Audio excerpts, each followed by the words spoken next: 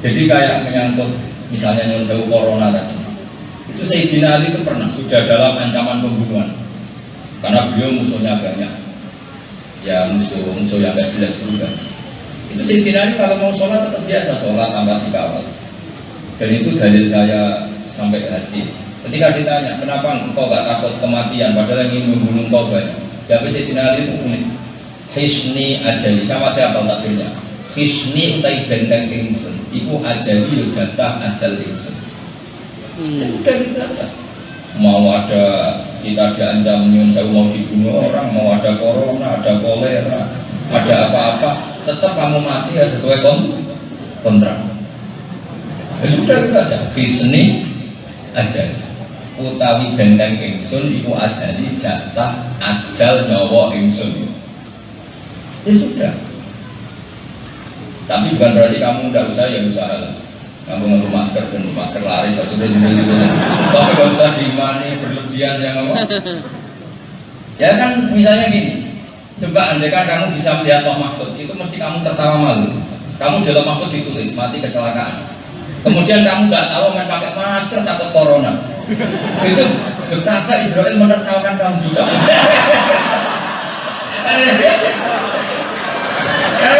Lucu kan? Ya, apalagi kalau ditulis ini mati karena bulu gizi gitu. Terus umur-umurnya pakai masker, terus padahal tulisannya mati karena bulu apa? Karena gizi buruk. Apalagi ditulis sana mati karena dibentak istrinya gitu. Terus yang kamu takuti masker kan ada hubungannya gitu. Nah, makanya saya minta kalau kamu takut corona itu gini, saya takut sakit, kalau sakit ngel-ngelkon orang, kalau nanti saya sakit sujud saya kurang, ngaji saya kurang, berarti ketakutan kamu terhadap kekurangan aktivitas ibadah. Kalau itu baru Islam, itu baru benar, berarti baru benar-benar datang di pengajian fikam gitu. Ya, jadi ya sudah seperti itu aja, tidak usah ya apa, hisni ajali, jadi hisni utai benteng ingsun iku ajali ajal. Isinya apa? Kira-kira mantel enggak seperti itu? Pak, urgensinya apa? Kalau mereka yang jelas dong, kalau nggak jelas fungsinya jangan. Itu mantel enggak? Nah ini kita fikam bunyi kamu. Kamu jangan pernah menganggap dosa ini kecil. Ini juga dosa itu kurang ajar. Mereka melanggar perintah Allah. Kira-kira gimana? Jelas ya? Jadi nggak bisa. Misalnya melihat perempuan cantik yang nggak mahramnya itu dosa. Ah ya Allah gitu aja kok dosa. Nggak boleh seperti itu. Jadi nggak boleh seperti itu. Jadi karena tadi jangan melihat kecilnya, tapi melihat siapa yang kamu langgar. Ya tadi misalnya guru kamu bilang, "Cung, tisu ini pindah dari barat ke timur." Kan nggak penting. Di barat ya nggak ngefek apa, di timur ya nggak ngefek apa. Tapi kalau kamu bantah, tidak nggak penting. Murid seperti ini mana loh? Nggak kira-kira, jengkel kan nggak? Jengkel. Nah, sehingga cara berpikir orang-orang sufi jangan melihat dosa itu kecil, tapi lihatlah siapa yang kamu dosai, siapa yang kamu durhaka. Bahkan meskipun guru kita nyuruh barang mikro, itu kita mau tidak harus nurut. Misalnya kita berpikiran medis, rokok itu bahaya. Terus guru kamu tuh, "Cung, kemana rokok?" Kamu milih nurut pikiran kamu kalau rokok itu bahaya, apa nurut karena itu perintah guru? Enggak kira-kira?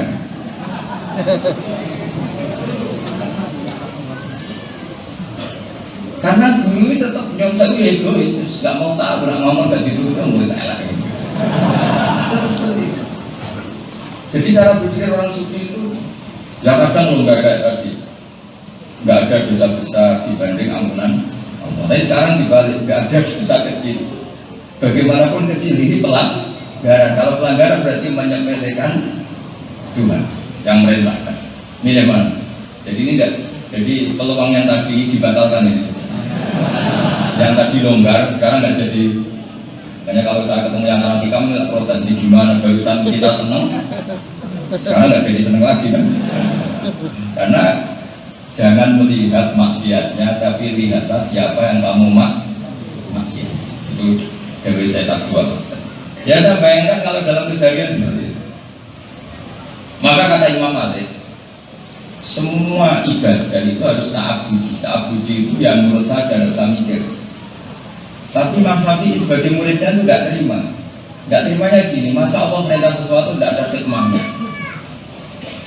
Tapi Imam Syafi'i ya kadang benar, kadang ya kelihatan benar Imam Malik. Saya beri contoh ini karena ini sesuatu yang saya tekuni. Fikih itu harus hafal, memang fikih itu harus. Hikam itu kitab setelah kita mengkaji fikih. Misalnya contoh gampang, perempuan yang sudah nikah dicerai, itu kan kalau dinikahi lelaki lain harus setelah iddahnya selesai. Iddah itu macam-macam. Misalnya orang yang masih haid, iddahnya 3 kali masa apa? Suci. Ya, kira-kira polanya sekitar 3 bulan kira-kira. Kata Abu Hanifah sebagian ulama 3 kali masa haid. Sekarang tak kasih latihan fikih karena fikih itu bidang yang harus kita tekuni. Bukan hanya saya tapi semuanya. Perempuan itu kalau haid itu kan bukti tidak hamil. Ya, perempuan kalau haid kan bukti tidak. Maka kalau dia diceraikan, kemudian haid 3 kali, berarti sperma dari suami pertama tidak menjelma jadi janin atau menjadi anak. Itu kalau sampai haid 3 kali, berarti ada jaminan baru rahmi, rahimnya terbebas dari unsur sperma dari zaud pertama. Sehingga suatu saat kalau dia nikah lagi kok ada anak, berarti ini sebagai hadal walad pasti ila zaujisani. Anak ini pasti anaknya zaud. Nah, andai kan kalau nggak ada iddah, misalnya malam ini kamu cerai, paginya dinikah teman kamu, kan nggak jelas kalau jadi anak ini anaknya siapa kan? Karena kamu ya punya kontribusi yang itu kan nggak jelas. Masa nunggu DNA? Ya kan keributan, apa? Makanya untuk nekasa harus iddah dan iddah selesai itu ibaroatir rahmi untuk apa mensterilkan rahim, itu kata Imam Syafi'i. Oke, Imam Syafi'i cerdas karena tahu hikmah dibalik disyariatkannya iddah. Oke, kita sepakat Imam Syafi'i cerdas karena tahu hikmah disyariatkannya iddah. Tapi pertanyaannya adalah begini, ketika ada seorang suami sudah nikah lama gitu, kemudian ada tetangganya ngerti kalau perempuan ini haid, berarti tidak hamil kan? Nah, misalnya sekarang Maret haid tidak hamil, terus suaminya tidak pulang sampai 6 bulan, terus cerai, berarti kan nggak pernah ngumpuli sama sekali. Dicek secara USG misalnya tidak ada unsur sperma sama sekali. Secara sosial memang nggak pernah dikumpuli karena suaminya di luar negeri. Iddah tetap wajib apa enggak? Tetap kan? Tetap. Nah kalau iddah tetap wajib, itu yang benar Imam Malik apa Imam Syafi'i? Cara Imam Malik ya sekolah tak abudi, apa nyuruh gitu ya? Gitu. Karena kalau ibaroatir rahmi menjadi alasan pokok hukum yang seperti ini nggak perlu iddah karena ada dikumpuli 6 bulan. Padahal syariat tetap mengharuskan iddah. Maka era yang namanya Fathul Mu'in itu kalau nerangkan iddah itu 2 kali. Lita abud al ibaroatir rahmi, atau kadang dibalik ibaroatir rahmi walid ta'abud. Karena kalau ta'abud tok itu ya nggak ngangkat. Kalau baroatir rahmi tok ya nggak. Maka itu seperti itu. Makanya dulu Imam Syafi'i ketika ngaji Imam Malik itu pernah digojlok. Ya Syafi'i, Imam Syafi'i ini dari Imam Malik itu junior. Ya Syafi'i, ada 2 pembantu kamu, yang satu cerdas, yang satu tak cerdas. Kamu milih mana? Pertama Imam Syafi'i milih yang cerdas. Tapi setelah Imam Malik bikin analogi begini. Dengerin, Imam Malik bikin analogi begini. Iqla hadhihi sokhra, batu besar ini coba kamu angkat. Ya, terus yang cerdas tanya, kenapa harus diangkat? Yang satu langsung nurut, kamu senang mana? Jadi Imam Syafi'i senang yang langsung nurut. Ya kira-kira gitulah hubungan perintahnya Allah kepada kamu yang nurut saja, gak usah tanya. Suatu saat kejadiannya gini, ini di istilahnya orang Jawa itu dicuci otak. Iqla hadhihi sokhrota fa inna tahtaha dhahaban. Batu ini kamu bongkar, kamu angkat karena di bawahnya ada emas. Yang pembantu yang cerdas ini termotivasi ngangkat karena di bawah ada Dia lupa kalau itu perintah majikannya. Dia yang menggerakkan dia adalah karena di bawahnya ada yang pembantu goblok ini, barokahnya goblok itu. Saya dimana-mana bilang orang goblok karena ini mayoritas, ini kelompok yang harus dibeli.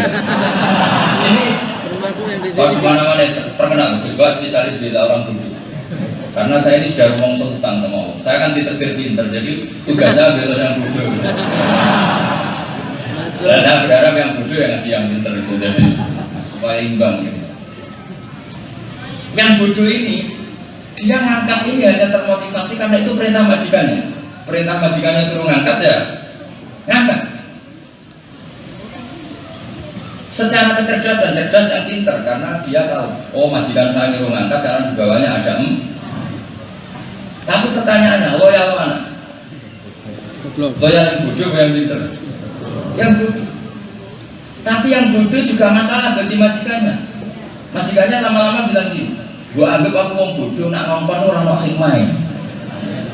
Artinya yang bodoh ini juga kurang takdir sama majikan. Masa saya memerintahkan sesuatu kemudian tidak ada hikmahnya? Kamu milih mana kalau dari sisi itu? Biar yang pinter. Loh iya kan? Misalnya si bodoh tak tanya, kenapa kamu nurut? Ya nurut saja. Kamu tidak pernah berpikir kalau semua perintah saya ada hikmahnya, tidak pernah nurut saja. Itu kira-kira majikannya tersinggung nggak? Tersinggung juga. Masa aku sebodoh itu nyuruh sesuatu nggak ada hikmahnya? Ya kan? Nah di sini ini hikmahnya ya ada mazhab Maliki, ya ada mazhab Syafi'i. Makanya terus kitab-kitab itu ngeper itu tadi. Lalu disyariatkannya iddah untuk apa? Ya li baro'ati rohmi tapi walid ta'abud. Ya li baro'ati rohmi walid ta'abud atau li ta'abud walid baro'ati rohmi. Seperti sholat untuk gampang. Saya termasuk orang yang kalau komentar terpaksa ngeper sholat misalnya. Sholat seperti itu ta'abudi pada hikmahnya.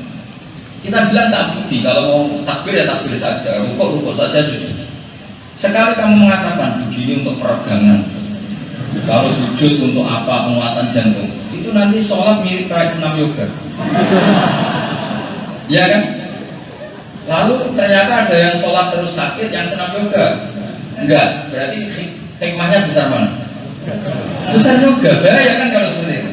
Makanya saya nggak setuju kalau ada orang cerita hikmahnya sholat sampai semuanya unsur kesehatan. Nanti kayak pembantu yang pintar tadi, loyalitasnya ke majikan itu kurang, tapi yang motivasi adalah logik. Tapi kalau dibalik, masa Allah memilih gerakan itu kemudian tidak ada hikmahnya?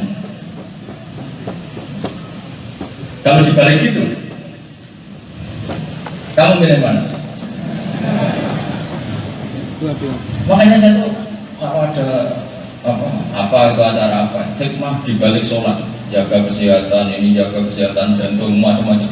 Saya itu mau melawan itu ya takut Allah, bukan takut orang itu, takut Allah. Jangan-jangan memang ada hikmahnya. Tapi kalau mau ngimani, jangan-jangan nanti fungsi sholat kayak senam yoga. Kamu milih mana? Ya bodoh tadi bener ya. Itu bagus itu ya, sudah ngerti aja. Ya bagus itu. Ya sudah sih.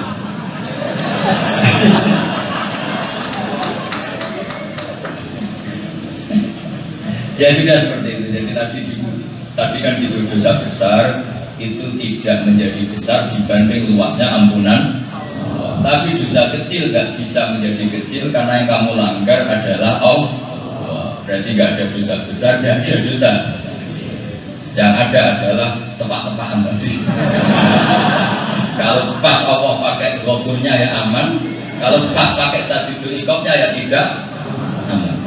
Nah, makanya di sini pentingnya doa Allahumma inni a'udzu biridhoka min sakhatika wa bi mu'afatika min uqubatika wa bika minka la uhsi sana'an 'alaika anta kama asnaita ala nafsik. Makanya kita harus selalu berdoa, ya Allah, saya berlindung semoga dengan ridhomu saya terbebas dari bencimu, dan semoga dengan ampunanmu saya terlindung dari siksamu. Wabika minka, pokoknya saya selalu berlindung dengan zatmu, dari zatmu juga. Maksudnya kita hanya bisa berlindung dari Allah dengan kekuatannya Allah sendiri. La uksi sanaan alaika anta kama asneta ala nafsi. Jadi kayak menyangkut misalnya nyuruh sewu corona tadi, itu Sayyidina Ali itu pernah sudah dalam ancaman pembunuhan karena beliau musuhnya banyak, ya musuh yang gak jelas juga. Itu Sayyidina Ali kalau mau sholat tetap biasa sholat tanpa dikawal, dan itu dalil saya sampai ke hati. Ketika ditanya kenapa engkau gak takut kematian padahal yang ingin membunuh engkau banyak, jawab Sayyidina Ali itu unik. Hisni ajali, sama siapa takdirnya? Hisni utai benteng ingsun, iku ajali yo jatah ajal ingsun.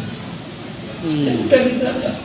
Mau ada kita diancam nyun saya mau dibunuh orang, mau ada corona, ada kolera, ada apa-apa, tetap kamu mati ya sesuai kontrak. Ya sudah gitu aja. Hisni ajali, utawi benteng ingsun, iku ajali jatah ajal nyawa ingsun. Ya sudah. Tapi bukan berarti kamu tidak usah ya usaha lah. Kamu ngadu masker dan masker laris sudah juga. Tapi tidak usah dimani berlebihan yang apa. Ya kan misalnya gini. Coba andaikan kamu bisa melihat Pak Mahfud, itu mesti kamu tertawa malu. Kamu dalam Mahfud ditulis mati kecelakaan. Kemudian kamu nggak tahu main pakai masker takut corona. Itu betapa Israel menertawakan kamu juga.